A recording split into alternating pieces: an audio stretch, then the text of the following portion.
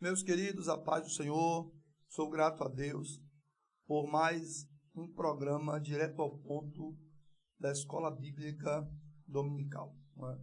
Nós estamos aqui, irmãos, com mais um trimestre, o terceiro trimestre do ano de 2024, produzidas pela CPAD. O pastor comentarista é o pastor Silas Queiroz, traz um tema muito importante, que é o Deus que governa o mundo e cuida da família. Esse é o tema geral desse terceiro trimestre das nossas lições da Escola Bíblica. E hoje nós trataremos sobre a primeira lição. E a primeira lição tem como tema duas importantes mulheres na história de um povo. Uma lição muito interessante. Tenho certeza que você irá gostar, irá se edificar. Mas quero te pedir que nos ajude a divulgar esse programa, tá bom? Comentando, curtindo, compartilhando. Nós estaremos disponibilizando sempre as nossas lições aqui através da nossa página do Facebook e também através do nosso canal pelo YouTube, tá bom? Então, esse nosso programa direto ao ponto tem por finalidade tratar dessas lições através da palavra de Deus para edificação das vidas, para edificação das famílias. E você pode já começar a nos acompanhar, como diz o nosso tema direto ao ponto. Nós queremos já iniciar essa lição, e como já dissera, tem por tema duas importantes mulheres da história de um povo, e queremos fazer a leitura aqui da introdução. Veja o que diz a introdução para iniciarmos a síntese que precisamos fazer a respeito dessa tão importante lição, a primeira lição desse terceiro trimestre. Veja só o que diz a introdução.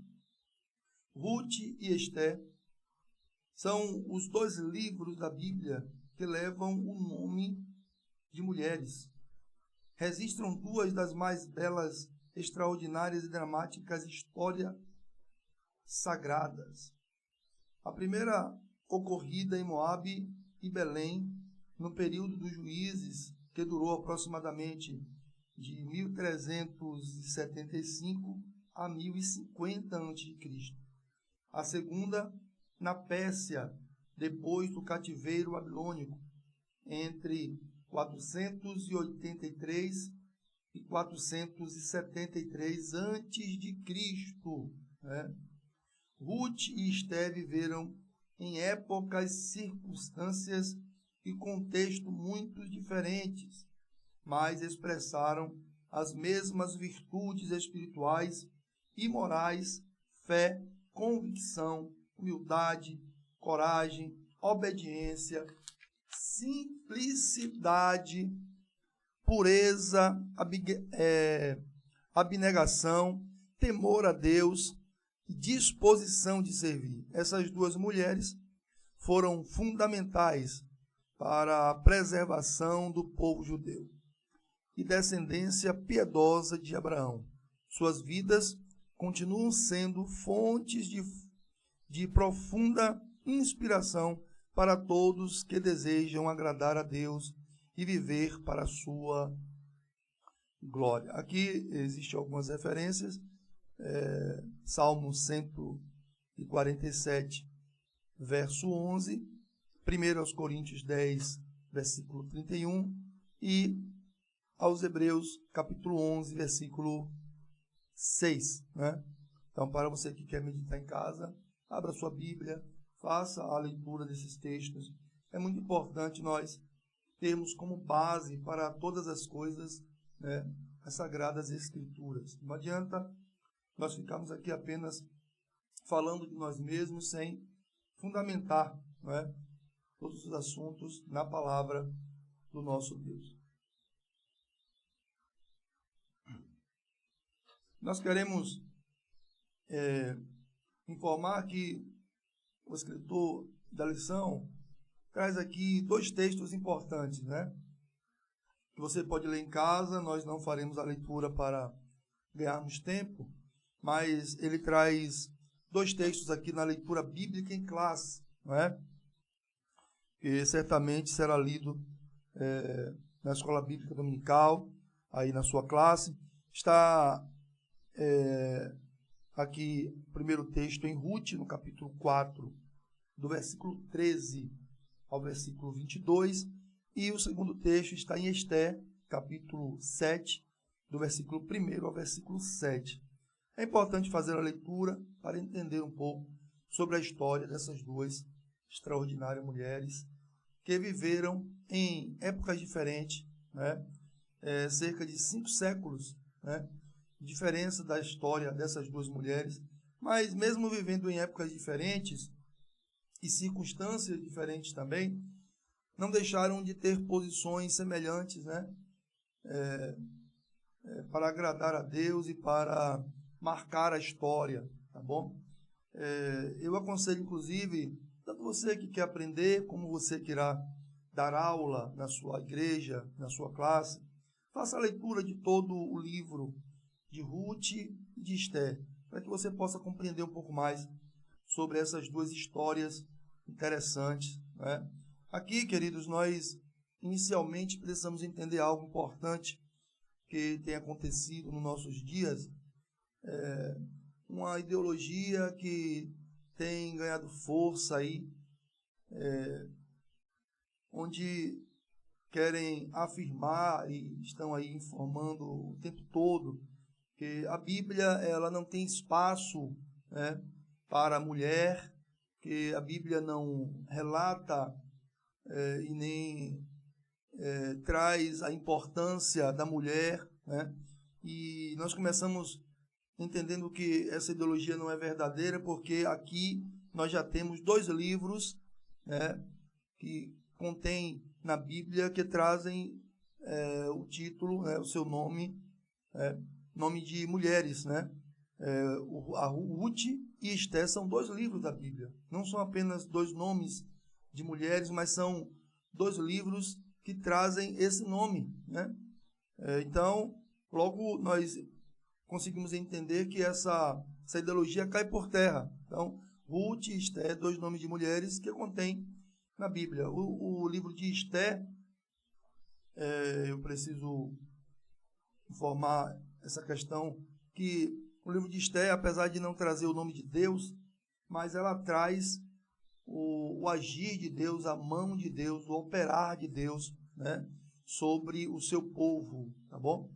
E aí também nos mostra a importância de um povo que vai buscar a Deus por um propósito específico, e é Deus quem dá sempre a resposta. A Bíblia não é um livro machista, como muitos querem aí. Muitos querem afirmar na mídia, né? Hoje a mídia está aí e muitos estão se posicionando contra a palavra, contra as escrituras, contra a Bíblia. E esse é um dos assuntos muito fortes que nós precisamos combater. Não é verdade que a Bíblia não dá o devido valor à mulher, né? Deus cria o homem e cria a mulher e dá a cada um deles funções diferentes, posições diferentes, atribuições diferentes, mas isso não significa dizer que as escrituras desvalorizam a mulher. Isso não é verdade, tá bom? Veja que logo no início, para iniciarmos essa conversa e mostrarmos o valor da mulher na história, é que o próprio Deus vê isso. Quando ele cria Adão, depois de criar todas as coisas, ele olha para Adão e entende que Adão não poderia estar só e que ele necessitava de uma auxiliadora, de uma mulher que pudesse estar ao seu lado. Então, logo aí, nós podemos entender no início da Bíblia, em Gênesis, que a mulher tem sim o seu papel fundamental, tem sim a sua importância, que Deus e as Escrituras dão sim essa tão grande importância à mulher. E aqui o escritor da lição vai trazer 2 livros, né, tratando de 2 mulheres extraordinárias, né, que marcaram a história. Marcaram a história do seu povo e marcaram a história da humanidade, né? A lição tem 3 tópicos, né? Primeiro tópico, Ruth, uma mulher importante para a linhagem de Davi. Nós vamos entender isso aqui, né? A importância de Ruth para essa linhagem, a linhagem de Davi. Esté, a mulher que agiu para a sobrevivência dos judeus. Qual ação Esté tomou para que o povo judeu, o povo de Deus, pudesse sobreviver? Vamos falar um pouco sobre esse acontecimento. E o terceiro tópico, mulheres de Deus como protagonistas da história, né? Então, muitas mulheres se tornaram protagonistas, muitas mulheres são até hoje, né? E se tornarão ao longo da história protagonistas, porque assim como Deus se utiliza do homem, assim como Deus dá o devido valor ao homem, assim também Deus dá o devido valor à mulher. E com certeza se utiliza também da mulher para fazer coisas maravilhosas, para marcar a história, né? Então, indo direto ao ponto e tratando aqui a respeito de Ruth, não é? Nós entenderemos, queridos, que Ruth era moabita, tá? E em um certo momento, uma família que sai lá de Belém de Judá, né, que foi a Noemi e o seu esposo Alimeleque, por estar passando dificuldades em sua terra, em Belém de Judá, eles vão em direção à terra de Moab. Os moabitas, para que você entenda, os moabitas, eles são descendentes de Moabe, né? Veja que usar aqui um pouco a lição, né? Eu não estou aqui para fazer uma leitura seguida, mas para trazer os assuntos, né? Mas é importante nós lermos alguns textos, algumas partes da lição, para que você entenda que nós estamos fundamentados e direcionados aqui pelo assunto que o escritor determinou. Então, no primeiro tópico, quando ele vai tratar aqui uma mulher moabita, diz o seguinte inicialmente: descendente de Moabe, né? Então, os moabitas são descendentes de Moabe, filho da relação incestuosa de Ló, o sobrinho de Abraão, com sua filha mais velha. Então, lá em Gênesis 19, do 30 ao 37, você vai encontrar essa fatídica história, né? Essa ação infame que Ló cometeu com a sua filha e gerando Moabe e os seus descendentes. Aqui, o povo de Ruth, né? Então, Ruth é uma moabita e ela acaba se encontrando com o filho de Noemi, né? O filho de Noemi, chamado Malom, né? Noemi tinha 2 filhos, Malom e Quilion, tá? Esses 2 filhos encontraram suas mulheres lá na terra de Moabe, tá bom? O Malom, ele acaba se casando com a Ruth e o Quilion acaba se casando com a Orfa, né? Mas a Bíblia vai nos dizer que em determinado período morre o Alimeleque, o esposo de Noemi, né? E logo depois o texto vai dizer que também morreram os seus filhos. Logo, nós entendemos que ficaram aí 3 viúvas, né? E naquele tempo, queridos, viúvas, né, não eram tratadas como são hoje e não recebiam benefícios como recebem hoje, né? O homem era aquele que sustentava, que estava ali com a mão forte, e as suas mulheres sempre confiando em seus esposos, mas a vida lhe trouxe a perca dos seus maridos. E Noemi fica sabendo que em sua terra tudo já havia sido estabilizado e ela poderia voltar à sua terra. E as suas 2 noras, né, querem voltar com ela. Só que ela insiste que elas fiquem na sua terra. A Noemi insiste que tanto a Ruth como a Orfa continue ali, porque ali era o seu lugar, ali havia a sua parentela, os seus pais. Mas elas insistem em querer ir com Noemi, até que a Orfa acaba desistindo, tá? E a Ruth toma uma decisão importante de permanecer com a Noemi, né? A ponto de a Ruth dizer a Noemi, olha, o seu povo será o meu povo, o seu Deus será o meu Deus. Veja que decisão tão importante, né, que ela toma ali junto com a sua sogra, tá?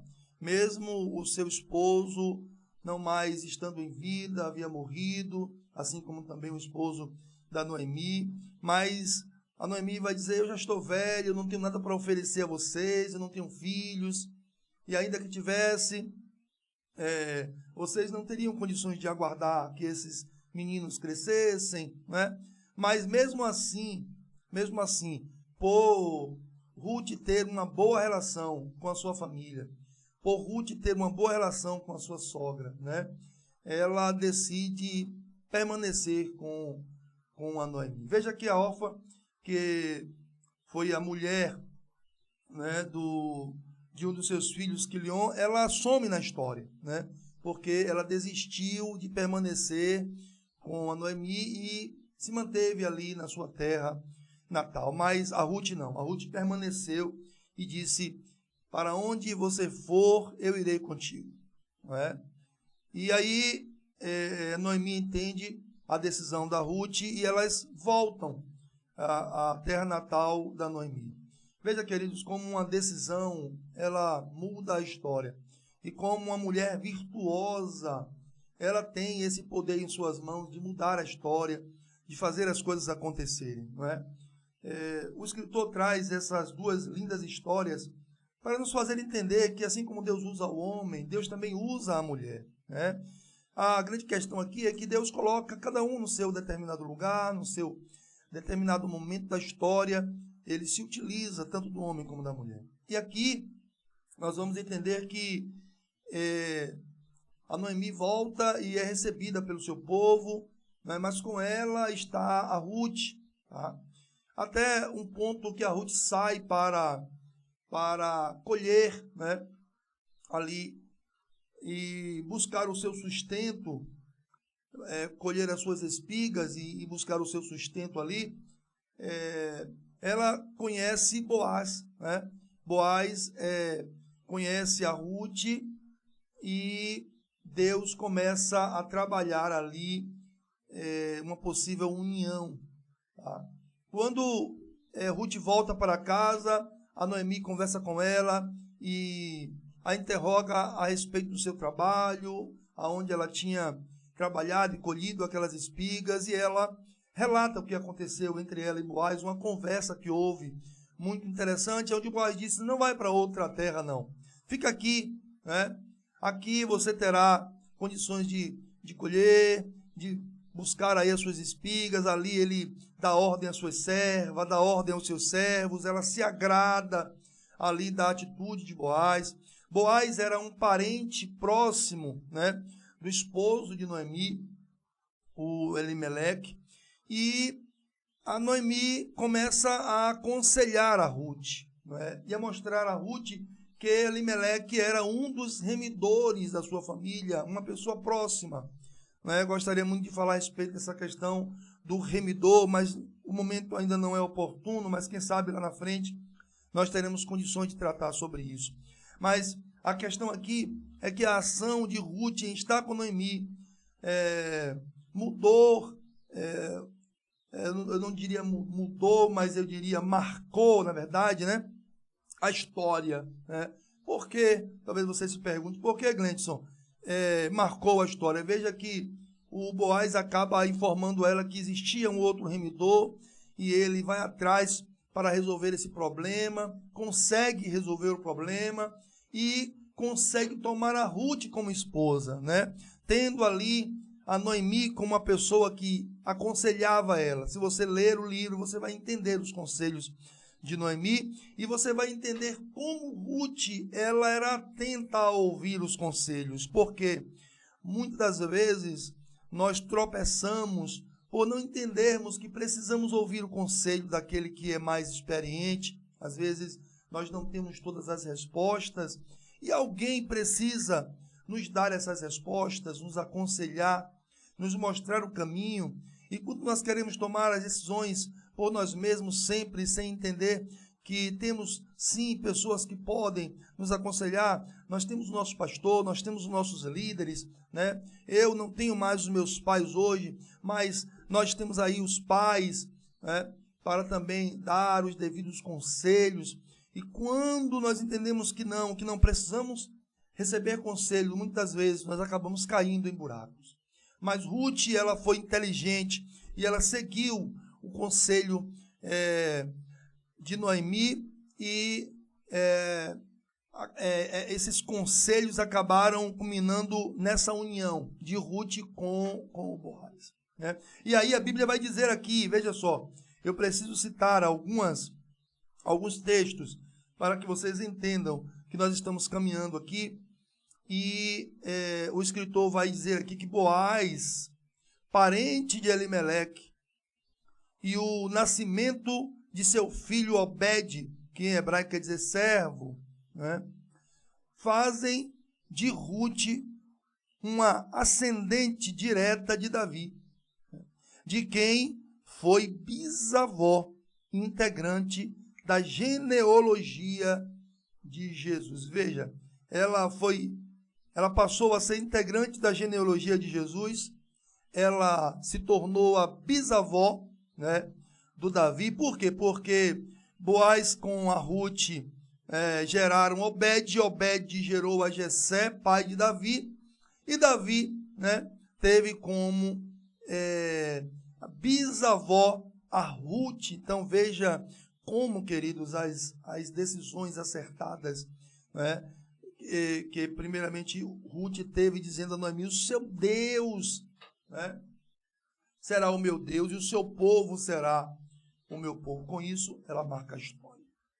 Então Deus tem sim usado mulheres, Deus tem sim o lugar para as mulheres na história, para usar, para abençoar, para marcar, né, a história.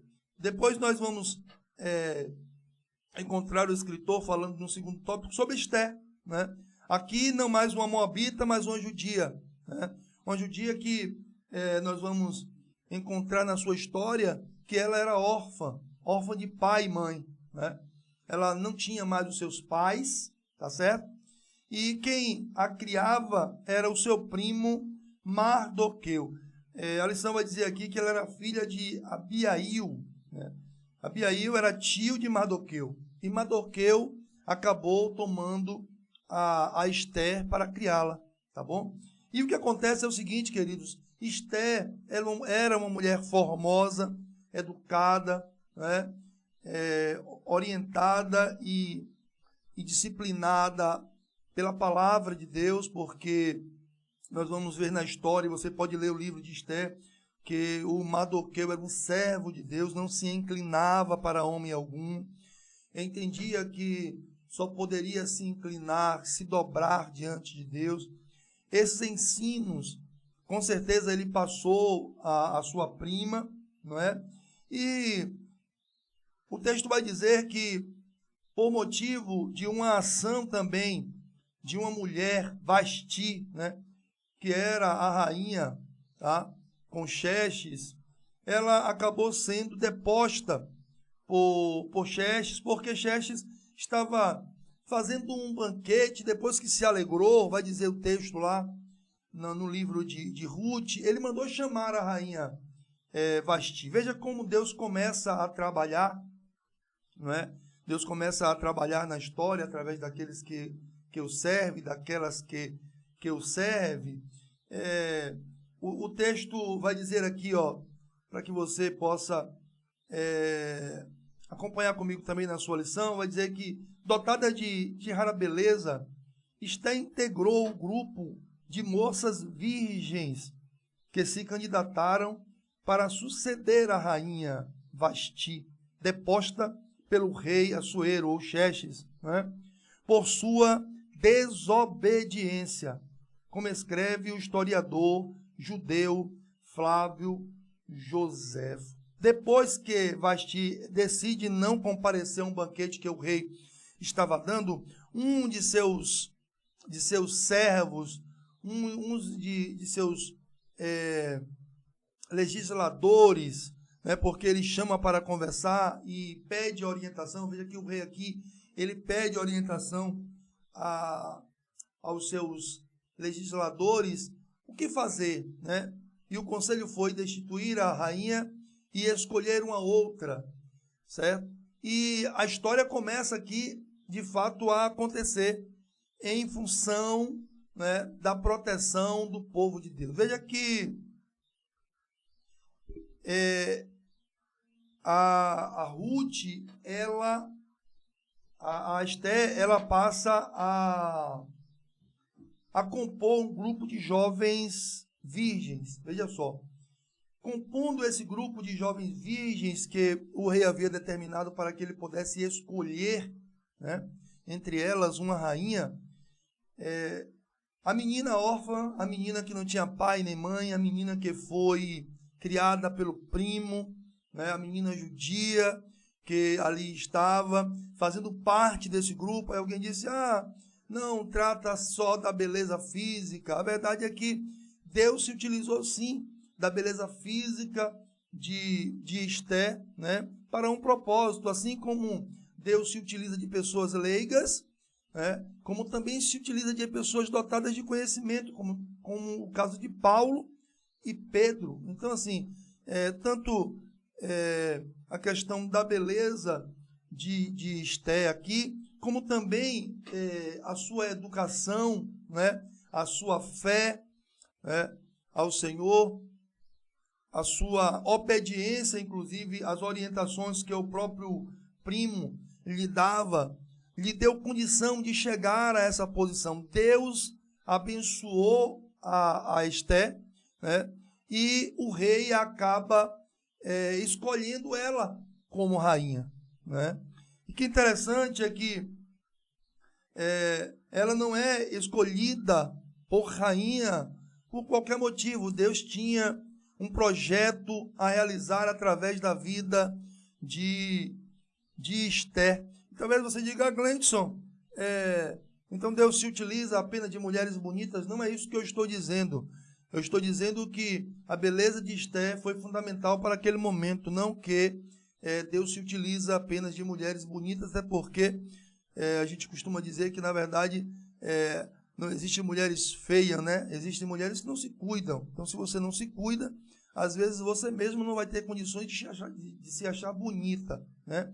E a questão não é apenas a beleza exterior. Paulo vai falar sobre isso, que a beleza da mulher não esteja no exterior, né?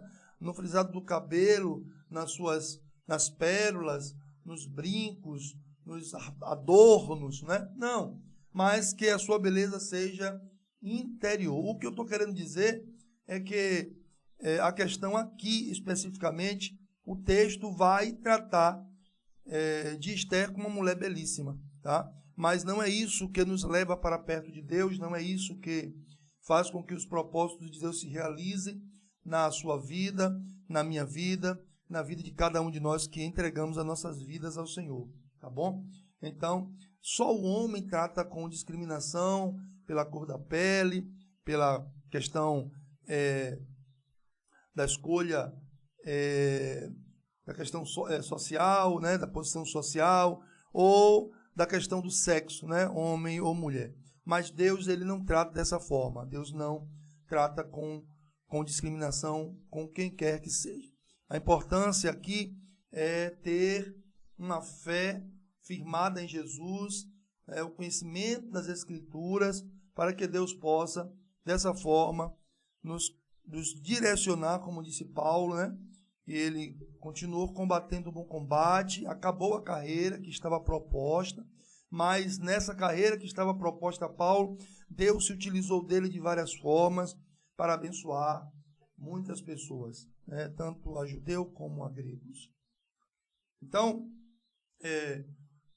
a menina órfã, a menina que foi criada pelo seu primo, a menina que, quem sabe, até rejeitada, porque você vai encontrar na história que eles nem sequer se identificavam, e a orientação do tio, inclusive, que ela não se identificasse como uma judia, e por esse motivo as pessoas ali do palácio não conheciam, inclusive, essa outra figura que vai entrar na história é o Amã, né?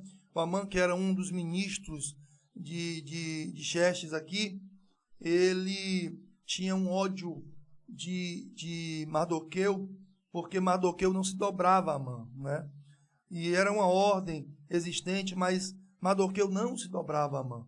Até um certo momento, vamos adiantar aqui para você entender, que Mardoqueu quer tirar a vida de... que Amã quer tirar a vida de Mardoqueu, desculpa. Amã quer tirar a vida de Mardoqueu, só que, veja como é o inimigo, né? O inimigo, ele, quando busca trazer a destruição, ele quer destruir logo tudo de vez, né? Ele, quando ele não vai destruindo aos poucos, ele quer entrar, como a Bíblia diz, quer entrar e quer destruir mesmo, né? E Amã atentou no seu coração o seguinte: eu não vou destruir só ele, não, eu vou destruir logo o povo dele, porque Amã sabia que Mardoqueu era judeu, e aí entendeu que poderia destruir o povo judeu, e Amã chega diante do rei, veja só, chega diante do rei e lhe oferece, né, uma boa quantidade de prata para colocar nos cofres do reino, não é? De prata para colocar nos cofres do reino. Mas o rei lhe deu o anel e lhe deu a permissão de fazer aquilo que ele queria. E o que foi que Amã fez? Um decreto para exterminar o povo judeu. Veja só, queridos. E Amã acreditou que isso aconteceria. Saiu o decreto, nas províncias foi divulgado o decreto, uma cópia desse decreto saiu, batendo em todas as portas e províncias, né, e cidades, que em um dia determinado o povo seria massacrado e morto, né? Todos aqueles que odiavam os judeus poderiam matá-los, tirar as suas vidas, seja criança, mulheres, né, homens, não importava. Naquele dia, eles poderiam tirar a vida desses homens e mulheres e nada lhe aconteceria.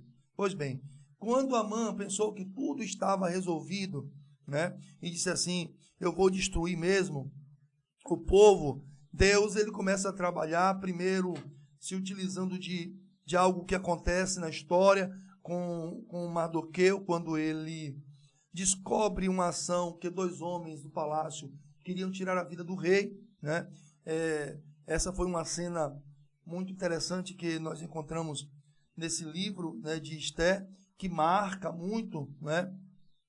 E, em certo momento, o rei, ele lê o que havia acontecido e procurou saber o que aconteceu a esse homem, mas os servos disseram: nada aconteceu, né? E ele manda chamar alguém que está no pátio, que está próximo, um dos seus ministros. Lá estava Amã, e ele mandou chamar Amã, né? Nesse mesmo dia, nesse fatídico dia, nesse dia, o Amã estava indo lá para pedir a cabeça de Mardoqueu.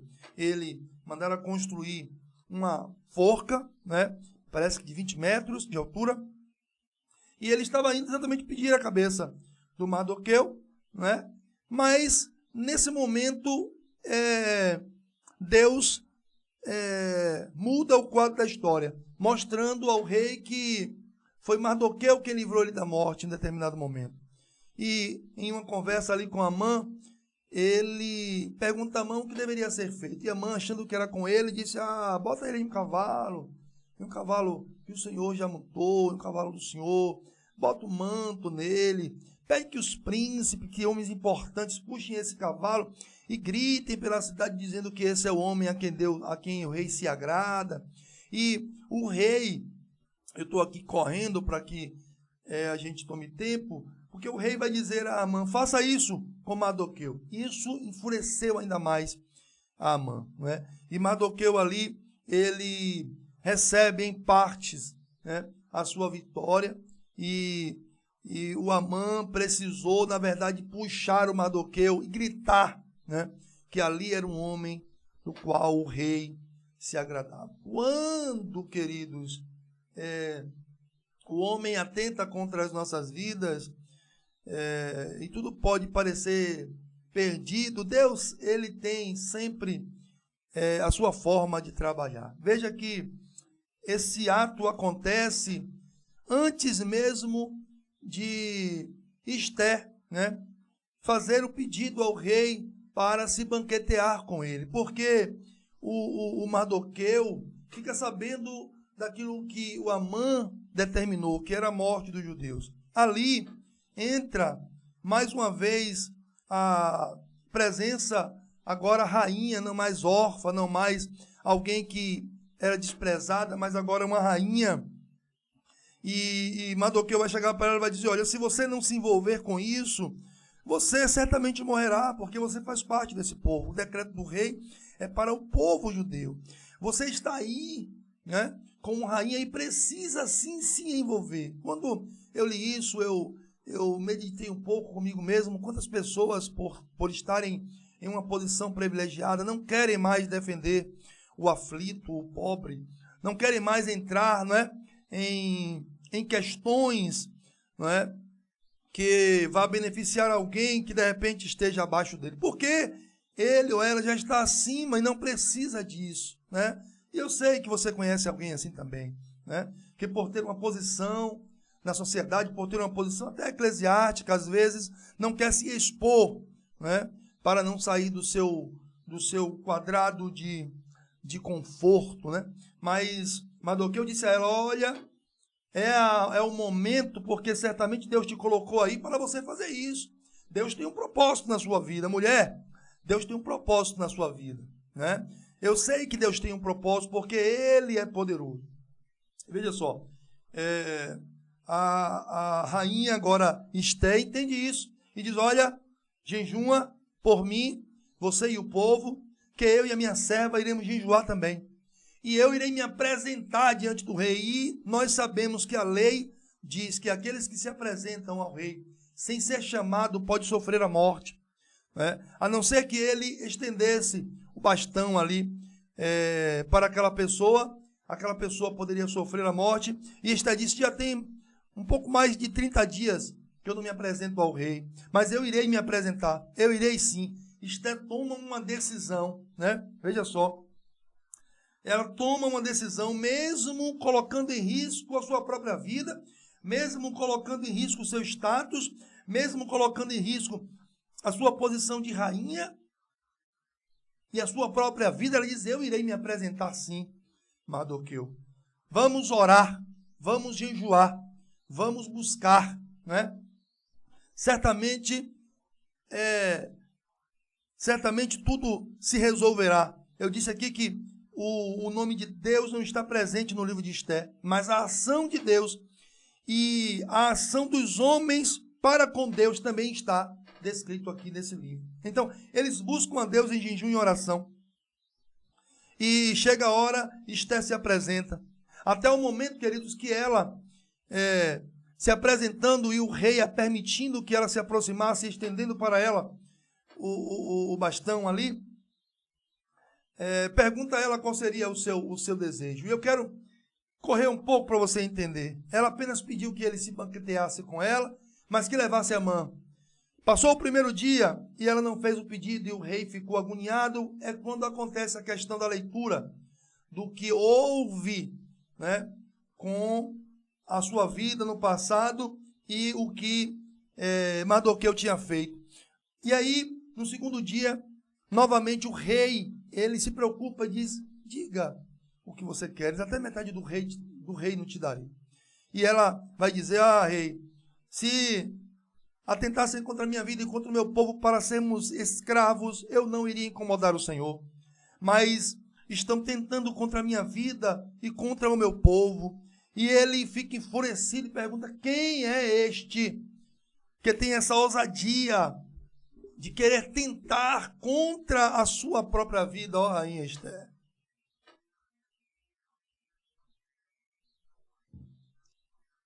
Nesse momento, queridos, ela diz, é este homem, Amã. Amã havia se gloriado, porque ela o chamara para o banquete com o rei, mas na verdade era uma providência de Deus e ele precisava estar ali presente. O rei, enfurecido, sai para pensar, deixa o seu cálice de vinho, e quando volta, Amã está jogado ali, pedindo misericórdia a Esté, e ele vê aquela cena e entende que Amã estava atentando contra a vida dela, e ele diz, contra a vida da minha rainha, dentro da minha casa, ele manda executar Amã. Mas nessa história de mandar executar Amã, ele chama o Mardoqueu e dá a ele o anel, não é? Veja que eles preocupados, e a rainha pede que o rei, veja só, rompesse com esse decreto. Ele diz, não é possível, porque os decretos feitos pelo rei não podem voltar atrás, né?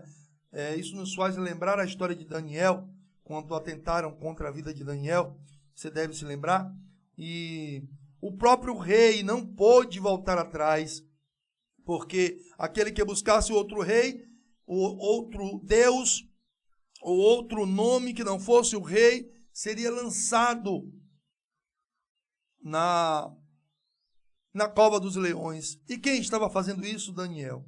O rei o amava, mas ele não podia mudar o decreto. Mas ele buscou a Deus. O próprio rei disse que esperava que o Deus de Daniel o livrasse. Isso aconteceu. O Deus de Daniel livrou Daniel. E não foi diferente aqui na história de Esther. O que acontece é que Deus dá a vitória agora completa a Mardoqueu, não apenas andando sobre um cavalo e ouvindo o homem gritar, dizendo que o rei se agradava dele, mas agora ele toma posse dos bens de Amã, agora ele toma posse daquele anel que o Amã havia pegado para fazer o decreto, e o rei diz, olha, o único jeito é você fazer um decreto, que o seu povo possa se proteger. E isso aconteceu. Amã faz o decreto, o povo ouve o decreto, recebe as cópias e se protege. E é aqui que Deus opera o milagre, né? O povo se alegra e o povo pôde agora se defender, se proteger, porque Deus tirou um homem ímpio do governo e colocou um homem justo, né? E aí me faz lembrar do texto que quando um ímpio governa, o povo geme, que quando um justo governa, o povo se alegra. E o povo se alegrou, porque agora não era mais Amã, né? Aquele que tinha posse do anel do rei, mas agora era Mardoqueu, e ele faz o decreto, e esse decreto abençoa o povo judeu, a ponto de muitos que não eram judeus se tornarem judeus, por causa da presença da pessoa, do nome ali de Mardoqueu, né? Que ele se torna um grande homem, um homem com grande poder, mas esse homem com grande poder mostrou ao povo que Deus era aquele que podia protegê-lo, porque eles buscaram ao Senhor, e o Senhor abençoou o povo, né?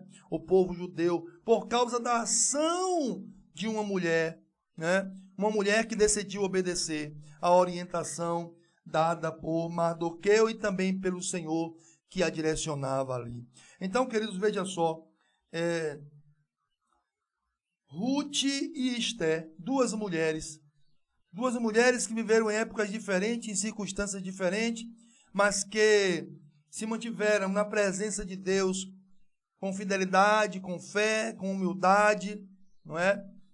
Com a declaração de que ela sabia o que queria, né?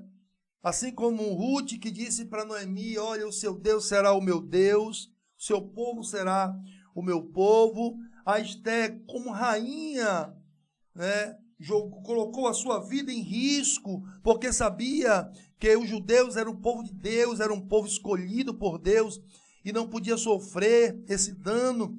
E ela, entregando a sua própria vida, né, alcançou a benevolência do rei e alcançou o livramento do povo de Israel, mudando assim a história, marcando assim a história. E você, mulher, também é alguém que pode marcar a história. Você, mulher, é alguém que pode mudar os rumos, né? Depende tão somente da sua escolha, das suas decisões, né? Porque nós vamos encontrar em Provérbio que a mulher sábia, ela edifica a sua casa. A mulher sábia, ela sabe a decisão que deve tomar, não é? A mulher sábia, ela é a coroa, né? A coroa do seu esposo. Veja que a mulher sábia, diz também Provérbio, que o seu valor excede ao de rubis. Veja só como a Bíblia trata sobre o valor da mulher, e ainda existe alguém que quer dizer que a Bíblia é machista, que a Bíblia não fala sobre as mulheres, não posiciona as mulheres, né? Não traz relatos importantes sobre mulheres. Isso não é verdade, tá bom? Então, nós aprendemos hoje essas tão lindas histórias, duas lindas histórias sobre Ruth e Esther. Essa é a primeira lição, mas virão aí mais 12 lições desse terceiro trimestre e eu te convido a participar das nossas lições. Nos ajude, compartilhe, comente, tá? Se inscreva em nosso canal do YouTube, Gleidson.Dantas, e se possível, vai lá na página do Facebook, eu terei o prazer de te aceitar como meu amigo na página do Facebook, tá bom? Deus te abençoe e obrigado por fazer parte de mais um programa direto ao ponto da Escola Bíblica Dominical.